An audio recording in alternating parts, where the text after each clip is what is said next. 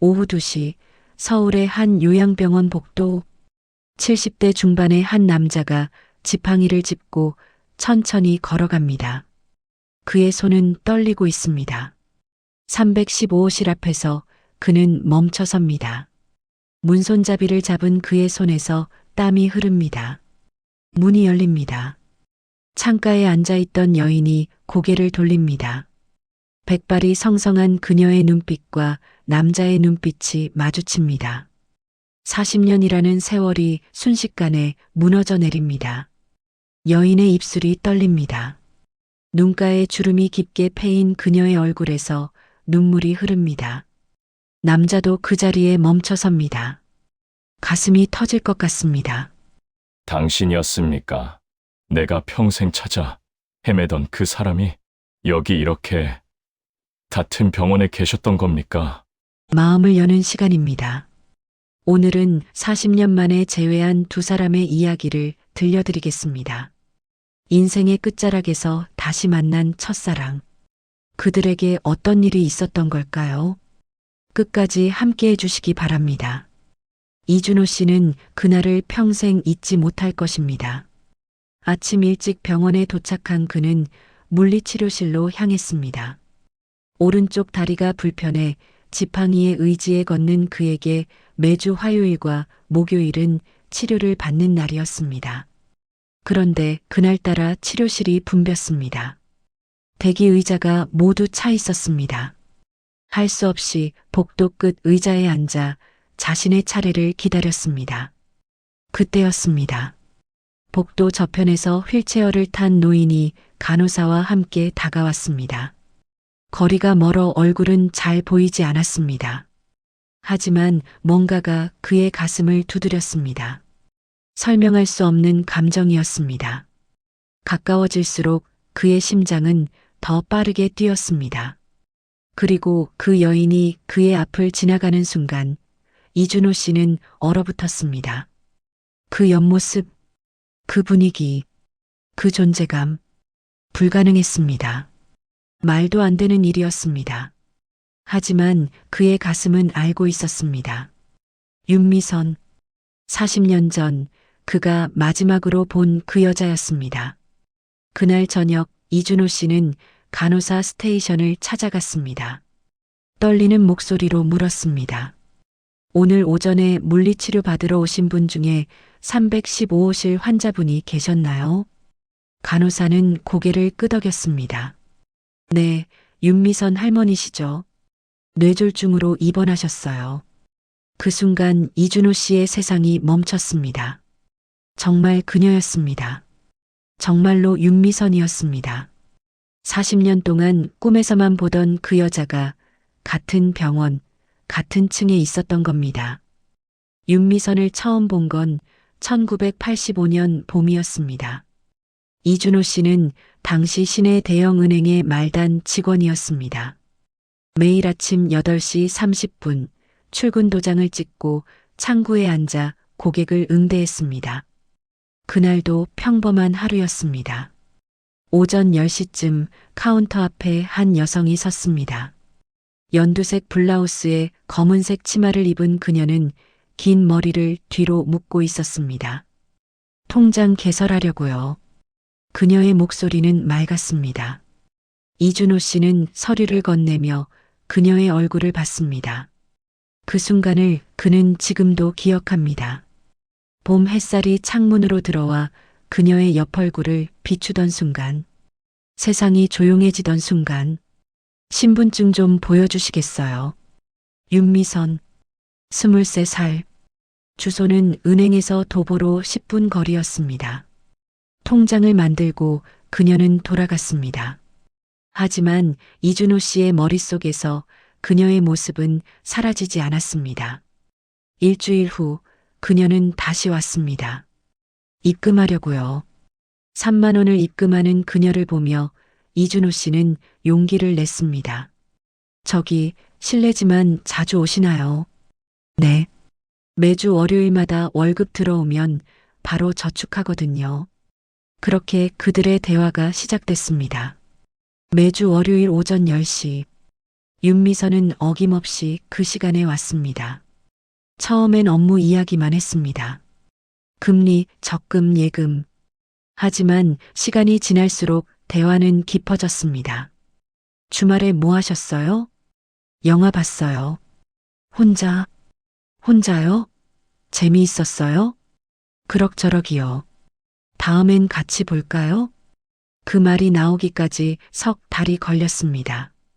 1985년 7월 15일. 둘은 처음으로 은행 밖에서 만났습니다. 명동의 한 극장 앞에서였습니다. 회색 원피스를 입은 윤미선은 평소보다 더 예뻤습니다. 죄송해요. 늦었죠? 아니에요. 저도 방금 왔어요. 영화 제목은 기억나지 않습니다. 내용도 거의 기억나지 않습니다. 하지만 그날 어둠 속에서 실수로 손이 닿았을 때의 그 감촉은 아직도 생생합니다. 영화가 끝나고 둘은 남산을 걸었습니다. 여름밤이었지만 바람이 시원했습니다. 준호 씨는 정말 꿈이 뭐예요? 저요. 평범하게 사는 거요. 가정 꾸리고 아이 낳고 행복하게 사는 거. 미선 씨는요? 저도 비슷해요. 그런데 제 꿈에 한 가지가 더 있어요. 뭔데요? 좋은 사람 만나서 그 사람이랑 오래오래 함께 늙는 거요. 남산타워 불빛 아래서 두 사람은 서로를 바라봤습니다. 그날 밤 이준호 씨는 깨달았습니다. 자신이 윤미선을 사랑한다는 것을. 1985년 가을부터 1987년 봄까지 2년 남짓한 시간 동안 이준호와 윤미선은 연인이었습니다. 매주 월요일 은행에서 만나는 것으로는 부족했습니다. 둘은 주말마다 만났습니다. 창경원을 걸었고 한강변에 앉아 라면을 끓여 먹었고 작은 다방에서 차를 마셨습니다. 준호야, 이거 봐. 윤미선은 자주 작은 선물을 건넸습니다. 손수건, 볼펜, 낡은 시집.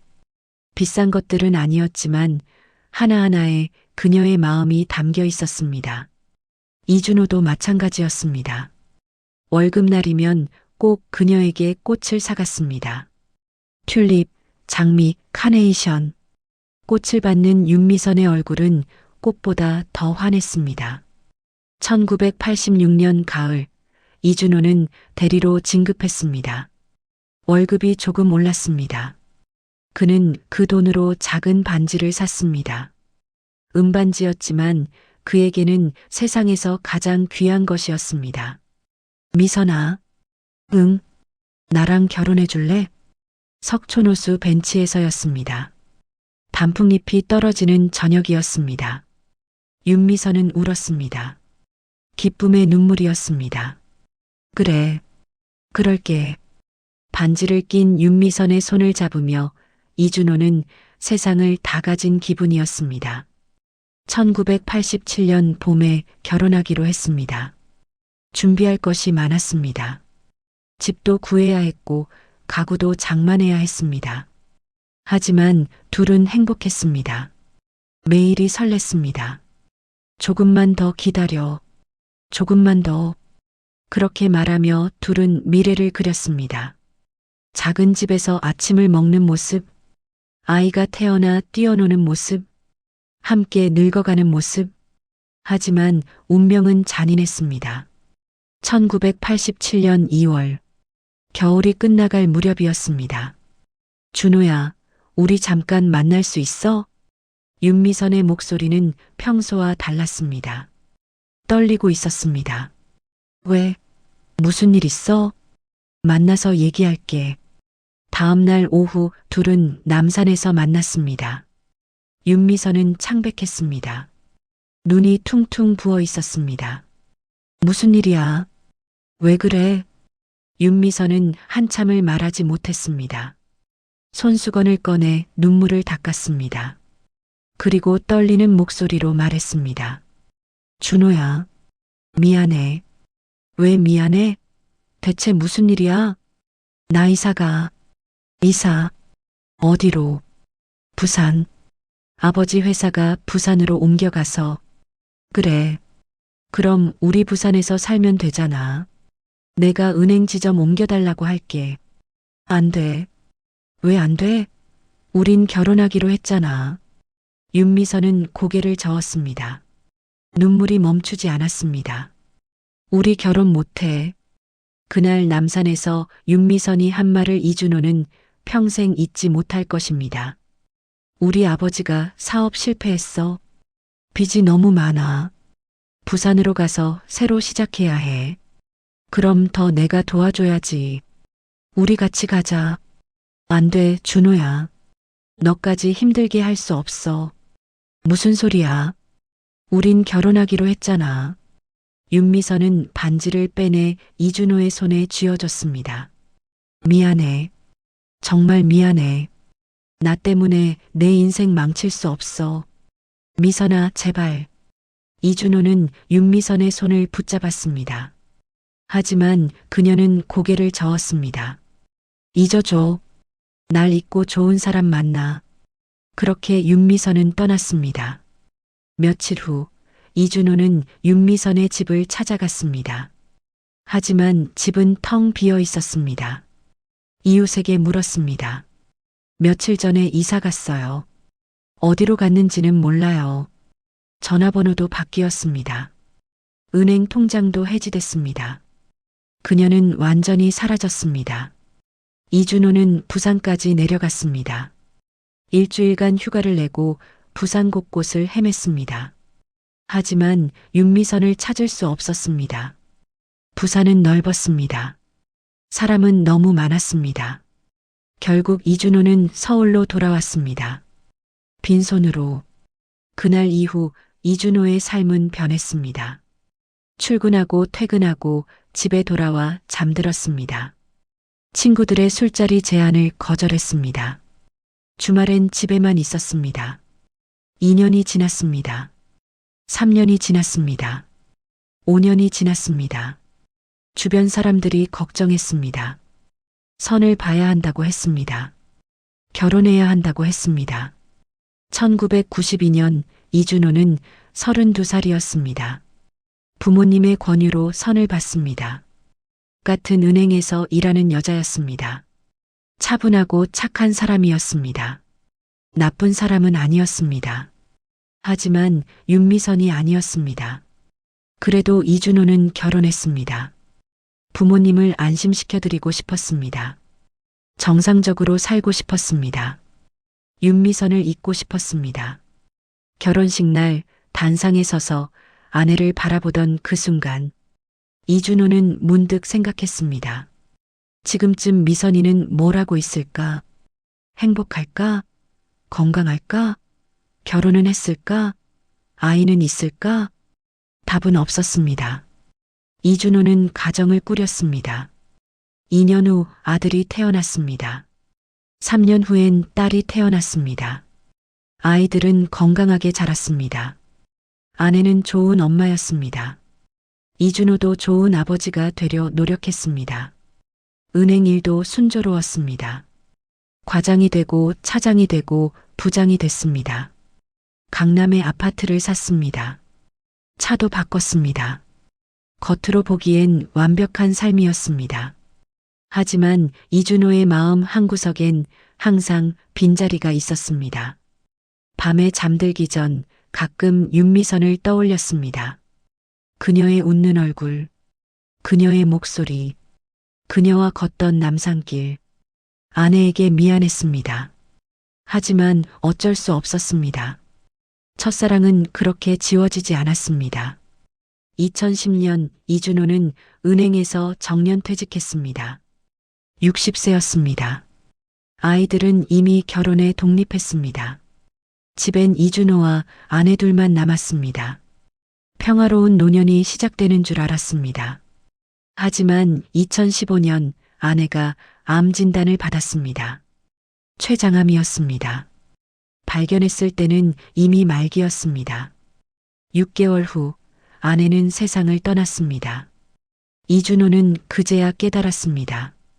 자신이 아내를 얼마나 사랑했는지, 함께한 23년이 얼마나 소중했는지, 장례식장에서 아내의 영정 앞에 앉아 이준호는 울었습니다. 미안해. 진심으로 사랑하지 못해서. 그리고 고마워. 나 같은 사람과 평생 살아줘서. 아내가 떠난 후 이준호는 혼자가 됐습니다. 아이들이 같이 살자고 했지만 거절했습니다. 자식들에게 짐이 되고 싶지 않았습니다. 혼자 살기 시작한 지 5년이 지났습니다. 그 사이 이준호의 건강도 나빠졌습니다. 당뇨가 왔고 고혈압이 왔습니다. 무릎 관절이 안 좋아져 지팡이 없이는 걷기 힘들었습니다. 2024년 가을 낙상 사고가 있었습니다. 집 화장실에서 넘어져 오른쪽 다리를 다쳤습니다. 수술을 받았지만 회복이 더뎠습니다. 의사가 말했습니다. 혼자 사시기엔 위험합니다. 요양병원 입원을 고려해 보세요. 아들이 서울의 한 요양병원을 알아봤습니다. 시설이 좋고 의료진이 친절한 곳이었습니다. 2024년 11월 이준호는 요양병원에 입원했습니다. 72세였습니다. 그리고 6개월 후 315호실 앞 복도에서 그는 윤미선을 다시 만난 것입니다. 윤미선도 쉽지 않은 삶을 살았습니다. 1987년 3월 윤미선은 부산으로 내려갔습니다. 아버지의 사업은 계속 어려웠습니다. 빚쟁이들이 집 앞까지 찾아왔습니다. 윤미선은 낮에는 공장에서 일했고 밤에는 식당에서 설거지를 했습니다. 25살 여자가 하루에 16시간씩 일했습니다. 매일 밤 잠들기 전 서울에 남겨둔 이준호를 떠올렸습니다. 지금쯤 뭘 하고 있을까? 나를 미워할까? 잊었을까? 가슴이 아팠습니다. 하지만 연락할 수 없었습니다. 자신 때문에 이준호의 인생이 망가지는 걸 원하지 않았습니다. 3년이 지났습니다. 아버지의 사업이 조금씩 회복됐습니다. 빚을 다 갚았습니다. 작은 가게를 열었습니다. 그 즈음 윤미선은 한 남자를 만났습니다. 김동수, 부산 토박이로 조선소에서 일하는 성실한 사람이었습니다. 윤미선에게 꾸준히 관심을 보였습니다. 미선 씨, 우리 영화나 볼까요? 윤미선은 거절했습니다. 한 번, 두 번, 세 번. 하지만 김동수는 포기하지 않았습니다. 1년이 지나고 윤미선은 마음을 열었습니다. 아니, 열려고 노력했습니다. 이준호를 잊어야 했습니다. 30을 바라보는 나이에 혼자 살 수는 없었습니다. 1990년 윤미선은 김동수와 결혼했습니다. 결혼식 날 드레스를 입고 거울을 보던 순간 윤미선은 울었습니다. 준호야, 미안해. 정말 미안해. 하지만 결혼식장 문을 열고 들어가는 순간 윤미선은 눈물을 닦았습니다. 김동수는 나쁜 사람이 아니었습니다. 그에게 충실한 아내가 되기로 마음먹었습니다. 결혼 2년 후 딸이 태어났습니다. 4년 후엔 아들이 태어났습니다. 윤미선은 아이들을 키우며 살았습니다. 김동수는 성실했습니다. 매달 월급을 꼬박꼬박 가져왔고 아이들을 사랑했습니다. 하지만 말이 없었습니다. 감정 표현에 서툴렀습니다. 사랑한다는 말을 들어본 적이 없었습니다. 꽃을 받아본 적도 없었습니다. 가끔 윤미선은 생각했습니다. 이게 사랑일까? 아니면 그냥 익숙함일까? 하지만 불평하지 않았습니다. 이것이 결혼이고 가정이라고 생각했습니다. 2005년 김동수가 교통사고를 당했습니다. 공사장에서 돌아오던 길이었습니다. 음주운전 차량이 들이받았습니다. 김동수는 한 달간 혼수 상태였다가 깨어났습니다. 하지만 하반신 마비가 왔습니다. 더 이상 일할 수 없었습니다. 윤미선은 남편을 간호하며 생계를 책임졌습니다. 식당에서 일했고 청소 일도 했습니다. 60이 넘은 나이에 아침 5시에 일어나 밤 10시에 집에 돌아왔습니다. 힘들었습니다. 너무 힘들었습니다. 하지만 윤미선은 버텼습니다. 남편이 있었고 아이들이 있었습니다. 2020년 김동수가 세상을 떠났습니다. 폐렴이었습니다. 장례식장에서 윤미선은 남편의 손을 잡고 말했습니다. 여보, 고생 많았어요. 이제 편히 쉬세요. 김동수는 완벽한 남편은 아니었습니다. 하지만 30년을 함께한 동반자였습니다. 그 후 윤미선은 혼자가 됐습니다. 아이들은 멀리 살았습니다.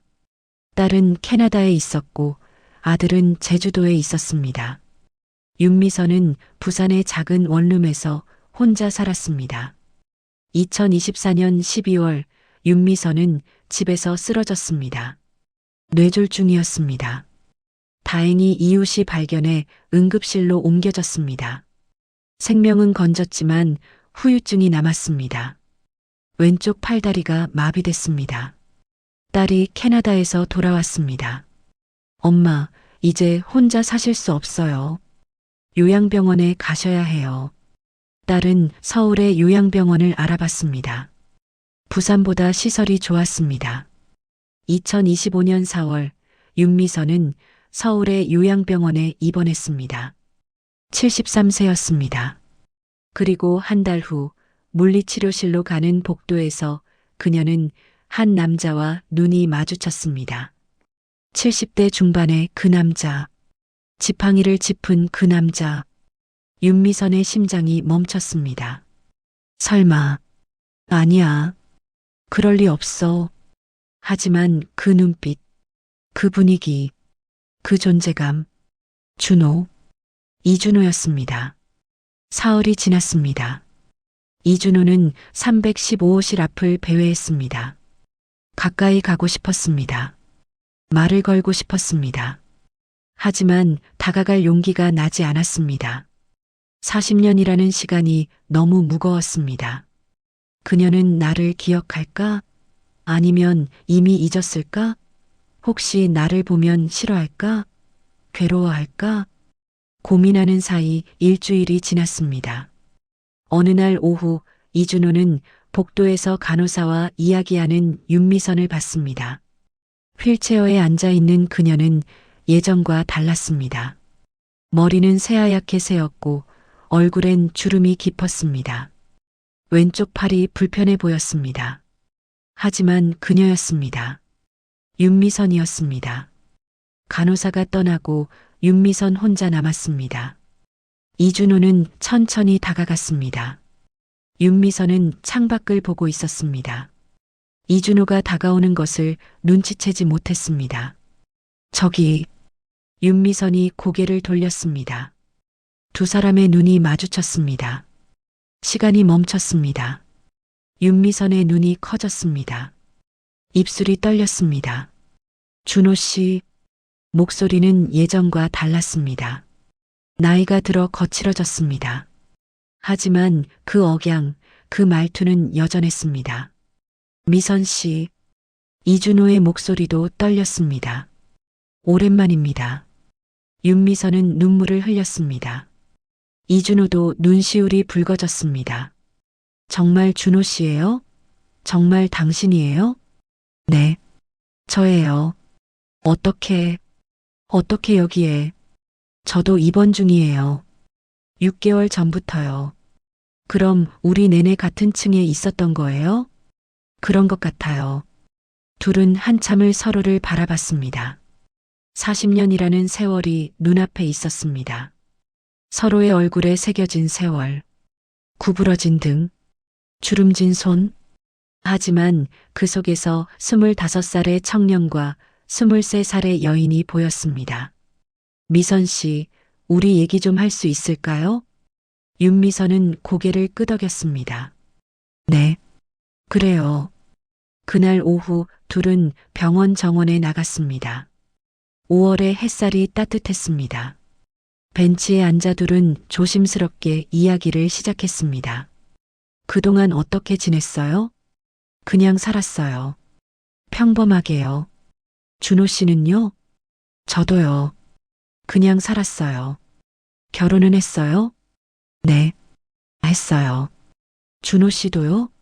네, 저도요. 아이는요? 둘 있어요. 아들 하나, 딸 하나. 미선 씨도요? 저도 둘이에요. 딸 하나, 아들 하나. 대화는 조심스러웠습니다. 서로 상처 주지 않으려 조심했습니다. 하지만 가슴은 터질 것 같았습니다. 그날 저녁 각자의 방으로 돌아간 두 사람은 잠들지 못했습니다. 이준호는 천장을 보며 생각했습니다. 40년 만에 다시 만났다. 운명일까? 우연일까? 윤미선도 창밖을 보며 생각했습니다. 이제 어떻게 해야 하지? 우린 이제 어떻게 해야 하는 걸까? 그 후로 이준호와 윤미선은 자주 만났습니다. 매일 오후 3시 병원 정원에서 만나는 것이 일과가 됐습니다. 처음엔 조심스러웠습니다. 과거 이야기는 피했습니다. 현재의 일상만 이야기했습니다. 날씨, 병원 식사, 물리치료. 하지만 시간이 지날수록 대화는 깊어졌습니다. 어느 날 이준호가 물었습니다. 미선 씨, 그때 왜 그랬어요? 왜 혼자 떠났어요? 윤미선은 한참을 말하지 못했습니다. 그리고 천천히 대답했습니다. 준호 씨까지 힘들게 할 수 없었어요. 우리 집비 때문에 준호 씨 인생이 망가지는 걸 볼 수 없었어요. 그건 제가 결정할 문제였어요. 미선 씨가 혼자 정할 문제가 아니었어요. 알아요. 이기적이었죠. 하지만 그때는 그게 최선이라고 생각했어요. 이준호는 윤미선의 손을 잡았습니다. 찾았어요. 부산까지 내려가서 찾아다녔어요. 알아요. 들었어요. 어떻게 알았어요? 이웃한테 들었어요. 준호 씨가 찾아다녔다고. 그 얘기 듣고 얼마나 울었는지 몰라요. 그럼 왜 연락 안 했어요? 연락할 수 없었어요. 이미 결정한 거였으니까. 준호 씨가 저 없이도 잘 살았으면 했어요. 저는 잘 살지 못했어요. 윤미선이 이준호를 바라봤습니다. 준호 씨도 결혼했잖아요. 네, 했어요. 좋은 사람이었어요. 착한 아내였어요. 하지만요. 미선 씨가 아니었어요. 그 말에 윤미선은 또 눈물을 흘렸습니다. 다른 날 윤미선이 물었습니다. 준호 씨, 결혼 생활은 행복했어요? 이준호는 정직하게 대답했습니다. 행복했다고 말하면 거짓말이에요. 불행했다고 말해도 거짓말이에요. 그냥 살았어요. 책임감으로요. 아내한테 미안했어요. 진심으로 사랑하지 못해서요. 윤미선도 자신의 이야기를 했습니다. 저도 비슷했어요. 남편은 나쁜 사람이 아니었어요. 성실했어요. 하지만 사랑은 아니었어요. 정이었죠. 오랜 시간 함께 산 정. 그렇게 40년을 살았네요. 네, 그렇게 살았어요. 둘은 서로의 손을 잡았습니다. 주름진 손과 주름진 손이 포개졌습니다. 70대의 두 노인이 첫사랑의 손을 잡고 있었습니다. 시간이 흐를수록 두 사람은 가까워졌습니다. 이준호는 윤미선의 물리치료에 동행했습니다. 휠체어를 밀어주고 옆에서 응원했습니다. 윤미선도 이준호의 산책에 함께했습니다. 느린 걸음으로 병원 주변을 걸었습니다. 병원 사람들이 눈치챘습니다. 저 두 분 무슨 사이예요? 옛날 연인이었대요. 40년 만에 재회했다는데요. 정말요? 영화 같네요. 간호사들은 미소 지었습니다. 두 노인의 사랑이 아름다웠습니다. 하지만 두 사람의 마음은 복잡했습니다. 이준호는 생각했습니다. 지금 이 감정이 뭘까? 아직도 미선이를 사랑하는 걸까? 아니면 옛 추억에 집착하는 걸까? 윤미선도 생각했습니다. 준호 씨와 이렇게 가까워져도 되는 걸까? 우린 이미 각자의 인생을 살았는데 이제 와서 첫사랑 운운하는 게 맞는 걸까? 고민은 깊어졌습니다. 어느 날 밤 이준호는 방에서 오래된 지갑을 꺼냈습니다. 그 속에 낡은 사진 한 장이 있었습니다. 1986년 가을에 찍은 사진이었습니다. 석촌호수에서 찍은 사진. 이준호와 윤미선이 나란히 서 있었습니다. 40년 동안 간직해온 사진이었습니다. 다음 날 오후 이준호는 그 사진을 윤미선에게 보여줬습니다.